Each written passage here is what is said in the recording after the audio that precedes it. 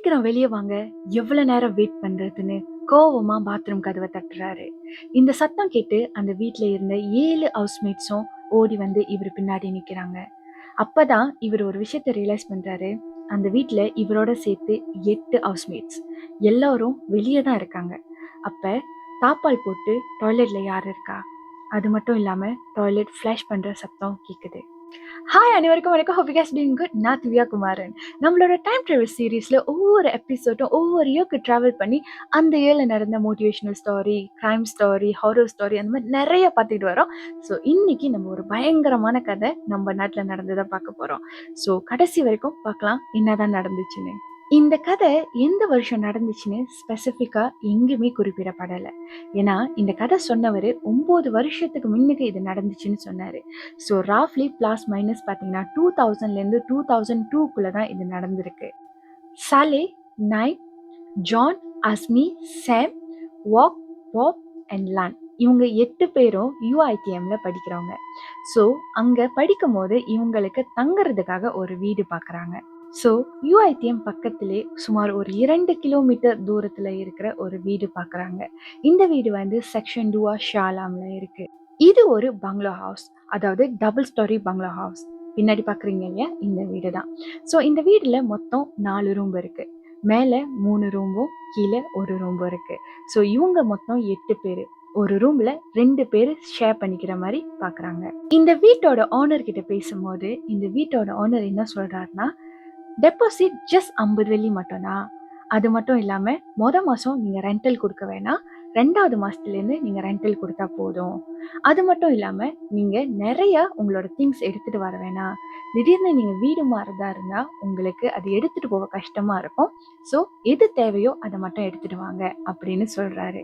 2 மாடியில் உள்ள பங்களோ வீட ஜஸ்ட் 50 வெள்ளி டெபாசிட் எடுத்து கொடுக்குறாங்கன்னு சொல்லும் போது அது சம்திங் வியர்டா இருந்துச்சு. அட் தி சேம் டைம் இது ஒரு நல்ல டீல்னு எடுத்துக்கிட்டாங்க அவங்க 8 பேரும். அது மட்டும் இல்லாம அந்த வீட்டுல எல்லாமே கம்ப்ளீட்டா இருக்கு, அதாவது ஃபுல்லி ஃபர்னிஷ்ட் ஹவுஸ்னே சொல்லலாம். அந்த நைட் வந்து இவங்க யாருமே தூங்கல. ஏன்னா அன்னைக்கு தான் அவங்க ஃபர்ஸ்ட் மூவிங் பண்ணியிருக்கிறதுனால திங்ஸ் அரேஞ்ச் பண்றது, DVD பார்க்கறது, இந்த மாதிரி அந்த நைட்டை ஸ்பெண்ட் பண்றாங்க. இவங்க எல்லாருமே ஒரு விஷயத்த நோட் பண்றாங்க. அந்த வீட்டுல பக்கத்திலே ஒரு மரம் இருக்கு. அந்த மரத்தோட கிளைகள் எல்லாமே இந்த வீட்டு ஜன்னல் வரைக்கும் வந்திருக்கு. அது என்ன மரம்னு பார்த்தீங்கன்னா அத்தி மரம், அதாவது பொக்கோ அரா. மறுநாள் காலையில 10:30 மணி போல அஸ்மி டாய்லெட் யூஸ் பண்றதுக்காக கீழே பாத்ரூம் போறாங்க. ஸோ அங்க போயிட்டு பார்க்கும்போது யாரோ உள்ள இருக்கிற மாதிரி அவருக்கு தெரியுது.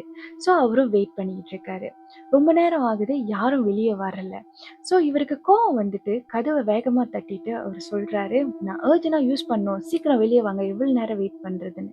இந்த சத்தத்தை கேட்டு அந்த வீட்டுல இருந்த மிச்சம் 7 ஹவுஸ்மேட்ஸும் இவர் பின்னாடி ஓடி வந்து நிக்கிறாங்க. அப்பதான் இவர் ரியலைஸ் பண்றாரு, மொத்தம் அந்த வீட்லயே 8 பேர் தான், அஸ்மியும் சேர்த்து. ஸோ இந்த 8 பேரும் வெளியே தான் இருக்காங்க. ஆனா வாஷ்ரூமை யாரோ யூஸ் பண்றாங்க. கதவு உள்பக்கம் தாப்பால் போட்டிருக்கு.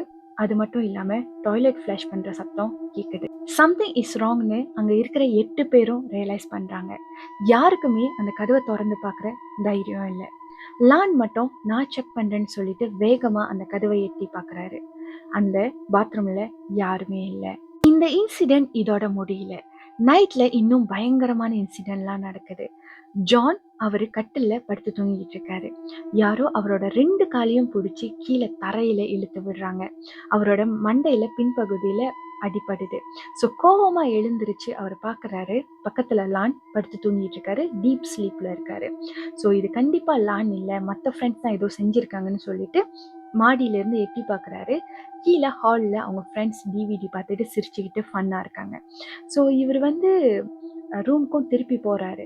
திருப்பி போயிட்டு ரூம்ல நிற்கும் போது ஒரு விஷயம் ரியலைஸ் பண்றாரு. கீழே லானும் சேர்ந்து தான் DVD பார்த்துட்டு இருக்காரு.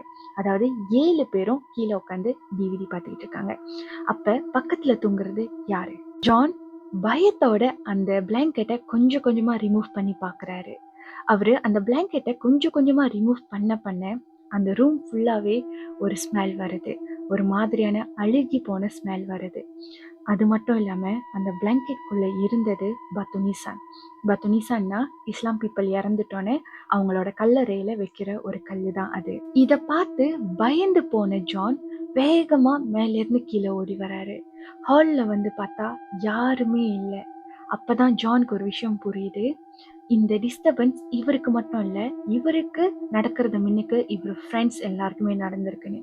வேகமா வீட்டுக்கு வெளியே ஓடி வராரு. பார்த்தா இவரோட ஃப்ரெண்ட்ஸ் எல்லாருமே வெளியே நிக்கிறாங்க. இந்த இன்சிடென்ட் நடக்கும்போது விடிய காலைல 3 மணி. இமாம் கூப்பிடலான்னா யார கூப்பிடுறது, எப்படி கூப்பிடுறதுன்னு தெரியல. நெய்பர்ஸ் எல்லாமே சைனீஸ், யார்கிட்ட ஹெல்ப் கேட்கறதுன்னு தெரியல. ஸோ என்ன டிசைட் பண்றாங்கன்னா, பக்கத்திலே ரெஸ்டாரண்ட் ஹக்கீம்னு ஒன்று இருக்கு, நம்ம விடியற வரைக்கும் அங்கே இருக்கலாம், விடிஞ்சதுக்கு அப்புறம் இமாம் கூட்டிட்டு நம்ம செட்டில் பண்ணலாம் அப்படின்னு டிசைட் பண்றாங்க. பட் அன்ஃபார்ச்சுனேட்லி எல்லாரும் நைட் ட்ரெஸ்ல இருக்காங்க, படுக்கிற டைம்ல இருக்காங்க. ஸோ ப்ராப்பரா யாருமே சட்டை போடலை. ஸோ என்ன பண்றாங்கன்னா, கீழே வந்து பாப் அண்ட் நைமோட ரூம் இருக்கு. ஸோ அங்கே போயிட்டு நம்ம வந்து பேண்ட்ஸ் டிஷர்ட்லாம் ஷேர் பண்ணிக்கலாம், நைமோடையும் பாப்போடையும் யூஸ் பண்ணிக்கலாம் அப்படின்னு. அப்புறம் வாலெட்டும் வந்து எல்லாமே மேலே ரூம்ல இருக்கு. ஸோ யாருக்குமே மேலே போய் எடுக்கிற தைரியம் இல்லை. ஸோ கீழே இருக்கிற நைமோட வாலெட்ல நம்ம காசு இருந்துச்சுன்னா யூஸ் பண்ணிக்கலாம் அப்படின்னு. அண்ட் அவங்களோட லக் என்னதுன்னா, எல்லாரோட பைக் சாவியும் கீழே இருந்தது. ஸோ எல்லாரும் இப்போ ரெஸ்டாரண்ட் ஹக்கீம் போயிட்டாங்க. இவங்க ரெஸ்டாரண்ட் ஹக்கீம் போறது முன்னுக்கு வாக் இருக்காரு இல்லையா, அவரு திரும்பி அந்த வீட்டை பாக்குறாரு. அந்த வீட்டுல ஒரு கேர்ள் வந்து, ஒரு சின்ன பிள்ளை அங்க நின்று இவருக்கு சிரிச்சுக்கிட்டு பாய் காமிக்குது. அது மட்டும் இல்லாம அந்த கேர்ளுக்கு கால் இல்லை, அதோட ஃபேஸ், அதோட ஸ்கின் எல்லாமே ஒரு மாதிரி பேலா இருக்கு. ரெஸ்டாரண்ட் ஹக்கீம் சேர்ந்துட்டோன்னே ஒரு ஆளும் கதை சொல்ல ஆரம்பிக்கிறாங்க. நைட்டு 12 மணிக்கு வாக் வந்து பாட்டு டவுன்லோட் பண்ணிக்கிட்டு இருந்தாராம். திடீர்னு ஜன்னல்ல யாரோ வந்து கல் விட்டு அடிக்கிற சத்தம் கேட்டிருக்கு. ஸோ அவரோட ரூம் தான் வந்து அந்த மரத்துக்கிட்ட இருந்திருக்கு. ஸோ அங்கே அவர் எட்டி பார்த்துருக்காரு. ஒரு லேடி வந்து அந்த மரத்துக்கிட்ட உட்காந்து இருந்திருக்காங்க. நீட்டு முடி, ஒயிட் கலர் சட்டை, கிழிஞ்சு போயெல்லாம் இருக்கு, கால் இல்லை. இதை பார்த்து பயந்து போய் வாக் ரூம் போட்டு வெளியாகணும்னு அவசரமா வெளியாயிருக்காரு. ரூம் கதவை திறந்தா அந்த வாசல்ல ஒரு கேர்ள் வந்து உட்கார்ந்து இருந்திருக்கு. அதை பார்த்து பயந்துட்டு வேற வழியே இல்லைன்னு சொல்லிட்டு ரூம்ல இருந்து இன்னொரு ஜன்னல் இருக்கு, ஸோ அங்கிருந்து கீழே குதிச்சிட்டாரு வாக். பட் லக்கிலி வாக்கு எந்த அடியும் படலை. அஸ்மி என்ன சொல்றாருன்னா, அவருக்கு ஒரு கேர்ள் வந்து கையை கொடுக்குற மாதிரி இருந்திருக்கு. அவர் கீழே பார்த்துருக்காரு, கால் இல்லை. ஸோ அவரும் பயந்துட்டு வீட்டை விட்டு ஓடி வந்திருக்காரு. அடுத்தது சாம் சொல்றாரு, இவர் கண்ணை திறந்து பார்க்கும் போது மேலே சில்லிங்ல ஒரு ஆள் உட்கார்ந்து இருந்திருக்காங்க. அதை பார்த்து பயந்து இவர் வெளியே ஓடி வந்திருக்காரு. இப்ப ஜானோட டர்ன். ஜான் அவரோட கதையை சொல்றாரு. சொல்லிட்டு இந்த மாதிரி டிவிடி எல்லாம் பார்த்துக்கிட்டு இருந்தீங்கன்னு சொல்றாரு. அப்பதான் எல்லாருமே கேட்குறாங்க, நாங்கள் ஏன் அந்த டைமில் டிவிடி பார்க்க போகிறோம், நாங்கள் யாருமே டிவிடி பார்க்கல அப்படின்னு சொல்கிறாங்க. அப்போ தான் ஜானுக்கு புரியுது, அவர் அங்கே பார்த்தது வந்து அவங்க ஃப்ரெண்ட்ஸே இல்லை அப்படின்னு. இந்த கதையெல்லாம் பேசிட்டு அப்புறம் வந்து அவங்க வந்து லைக் கொஞ்சம் சிரிக்க ஆரம்பிக்கிறாங்க. சிரித்து பேசிகிட்டு இருக்காங்க. லைக் பயத்தில் வந்து வேறு ஸ்லீப்பர்லாம் போட்டு வந்துட்டோம், சட்டையை பாரு அப்படி இப்படின்னு ஒருத்தருக்கு ஒருத்தரை வெடிச்சிட்டு சிரிக்கும் போது தான் அவங்க ஒரு விஷயம் ரியலைஸ் பண்ணுறாங்க. அந்த கேங்கில் மொத்தம் 8 பேர், ரைட்? அங்கே உட்காந்து பேசுறது 6 பேர் மட்டும் தான். 2 பேர் மிஸ்ஸிங், அதாவது நைமும் சலேவும் மிஸ்ஸிங். பயத்துல ஓடி வந்தனால யாருமே அவங்களோட திங்ஸ் எதுவுமே எடுத்துட்டு வரல. பாப் மட்டும் அவரோட ஃபோன் பாக்கெட்ல வச்சிருந்தாரு. ஸோ நயம்க்கு கால் பண்றாங்க. நயம் ஃபோன் எடுக்கல. ஸோ லான் என்ன பண்றாரு, ப்ரேயர்ஸ் படிக்கிறாரு. படிச்சுட்டு அப்புறம் நயம்க்கு திருப்பி கால் பண்றாங்க. ஃபோன் லவுட் ஸ்பீக்கர்ல வச்சு நடுவில் வைக்கிறாங்க. இந்த தடவை கால் ஆன்சர் ஆகுது. ஆனா அந்த கால் அட்டென்ட் பண்ணது நயம் இல்லை, ஒரு லேடி குரல் கேட்குது. ரொம்ப வேகமா கத்தி சிரிக்கிற மாதிரி ஒரு குரல் கேட்குது. எல்லாரும் பயந்து போயிட்டு அப்படியே உட்காந்த இடத்துல உட்காந்துருக்காங்க. என்ன பண்றதுன்னு தெரியல. காலையில 7:30 மணி ஆகுது. ஸோ நைமும் சாலியும் தேடி நம்ம போய் ஆகணும் அப்படின்னு டிசைட் பண்ணிட்டு வீட்டுக்கு போறாங்க. வீட்டுக்கு போயிட்டு ஒரு 20லேருந்து 30 நிமிஷம் வெளியவே நிக்கிறாங்க. யாருக்குமே வீட்டுக்குள்ள போறதுக்கு தைரியம் வரல. அந்த டைம்ல பாப்க்கு ஒரு கால் வருது. எடுத்து பார்த்தா நைமோட நம்பர்லேருந்து வருது. பயந்துக்கிட்டே எல்லாரும் ஆன்சர் பண்றாங்க. ஆனா அது ஹாஸ்பிட்டல்லேருந்து வர்ற கால், அதாவது கிளாங் ஹாஸ்பிட்டல்லேருந்து கால் பண்ணுறாங்க. நைம் வந்து ஒரு மெசிஃபான ஆக்சிடென்ட் பட்டுட்டாரு. ஸோ இப்போ எமர்ஜென்சியில் இருக்காரு. அவரோட ஃபோன் எடுத்து பார்க்கும்போது உங்களோட மிஸ் கால் இருந்துச்சு, அதனால் நாங்கள் உங்களை காண்டாக்ட் பண்ணுறோம், நீங்கள் ப்ளீஸ் இன்ஃபார்ம் பண்ணிடுங்க அப்படின்னு. யாருக்குமே எதுவுமே புரியல, என்ன செய்யறதுன்னு தெரியல. நைம் பார்க்கறதுக்கு ஹாஸ்பிட்டலுக்கு போகணுமா, இல்ல சாலிய காணோமே அவர போய் தேடணுமான்னு. ஸோ என்ன பண்றாங்கன்னா, ஹவுஸ் ஓனர் கால் பண்ணிட்டு நடந்த விஷயங்கள சொல்லிட்டு வர சொல்றாங்க. ஸோ ஜானும், சாமும் நைம பார்க்கறதுக்கு ஹாஸ்பிட்டல் போறாங்க. டாக்டர் ஜான் கிட்டயும், சாம் கிட்டயும் சொல்றாங்க, இது ஹிட் அண்ட் ரன் கேஸ். அதாவது ஒரு கார் வந்து இவர மோதிட்டு ஓடிட்டாங்க. ஸோ இவருக்கு காலுல ரொம்ப அடி. அது மட்டும் இல்லாம இவர் ஏதோ ஒண்ணு சொல்றதுக்காக இது பண்றாரு, வெயிட் பண்ணிக்கிட்டு இருக்காரு. இவர பொழைக்கிறது கொஞ்சம் கஷ்டம்னு சொல்றாங்க. நைம் ரிப்பீட்டட்லி ஜான் கிட்ட, சாம் கிட்டயும் சொல்ற விஷயம் என்னதுன்னா, நான் தான் உங்கள கஷ்டப்படுத்திட்டேன். சாரி அப்படின்னு சொல்றாங்க. ஆக்சுவலி அவர் ரொம்ப மோசமான நிலைமையில இருக்காரு. அவர் பேசுறது கூட தெளிவா விளங்கல. பட் ரிப்பீட்டட்லி இத தான் அவர் சொல்லிக்கிட்டே இருக்காரு. சாரி கேட்குறாரு. அது மட்டும் இல்லாம அவர் என்ன சொல்றாருன்னா, சாலிய கிட்ட கேளுங்க.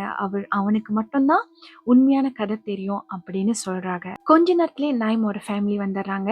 ஜானும், சாமும் திருப்பியும் இந்த வீட்டுக்கு வராங்க சாலியவை தேடுறதுக்கு. வீட்டுக்கு வந்து பார்த்தா நிறைய பேர் வீட்டில் இருக்காங்க. எல்லாருமே சாலியவை தேடுறாங்க. பட் யாரு கண்ணுக்கும் சாலி தெரியல. கொஞ்ச நேரத்திலே சில உஸ்தாஸ் வந்துடுறாங்க. அவங்கெல்லாம் ப்ரேயர் செய்கிறாங்க. ப்ரேயர் செஞ்சு கொஞ்ச நேரம் கழிச்சு சாலே ஒரு மேடு மாதிரி இருக்கு, ஒரு மணல் மேடு மாதிரி, அந்த இடத்துல உட்காந்துருக்காரு. அவரே ரியலைஸ் பண்ணாம, அதாவது அன்கான்ஷியஸா உட்காந்துருக்காரு. அங்க இருக்கிற எல்லாருமே சாலேவை கூப்பிடுறாங்க. அவர்கிட்ட எந்த ஒரு மூவ்மெண்ட்டும் இல்லை. ஸோ அங்க இருக்கிற ஹவுஸ்மேட்ஸ் எல்லாமே அந்த வீட்டை விட்டு வெளியானா போதும்னு சொல்லிட்டு, அட்லீஸ்ட் சாலே கிடைச்சிட்டாரு அப்படின்னு சொல்லிட்டு சாலேவை கூட்டிட்டு அப்புறம் நைமோட திங்ஸ் எல்லாத்தையும் எடுத்துக்கிட்டு வீட்டை விட்டு வெளியாகிறாங்க. அந்த இடத்துல அந்த ஹவுஸ் ஓனரும் இருக்காரு. எல்லாருக்கும் அந்த ஹவுஸ் ஓனர் மேல சரியான கோவம். ஸோ இந்த வீட்டில் ஏதோ ஒன்று இருக்குன்னு தெரிஞ்சனால தான் நீங்கள் 50 வெள்ளிக்கு ரெண்டல் கொடுத்துருக்கீங்க அப்படின்னு. நைம் இறந்துடுறாரு. ஸோ நைமோட இறுதி சடங்கு எல்லாமே முடிச்சிட்டோன்னே ஜானுக்கு ஒரு விஷயம் தோணுது. நைம் இறக்குறது முன்னுக்கு சாலேக்கு மட்டும்தான் இந்த கதை தெரியும் அப்படின்னு சொன்னார் இல்லையா. ஸோ இப்போ சாலே கிட்ட போயிட்டு உண்மையான கதை என்னதுன்னு கேட்குறாங்க. சாலே கொஞ்சம் கொஞ்சமாக ரிகவர் பண்ணிக்கிட்டு இருக்காரு. அந்த டைம்ல ஜான் கிட்ட கதையை சொல்றாரு. அந்த வீட்டுக்கு போன நாளே வீட்டு பின்னாடி ஒரு மணல் மேடு மாதிரி இருந்துச்சு. ஸோ அங்கே ஒரு சங்கோல் இருந்துச்சு. அந்த சங்கோலை வச்சு நாங்கள் அந்த இடத்த தோண்டினோம். அது மட்டும் இல்லாமல் நைம் வந்து காலால் அந்த மண்ணை வந்து இது பண்ணாங்க, எத்தனாங்க, அப்புறம் உதைச்சாங்க, அந்த மாதிரி செஞ்சாங்க.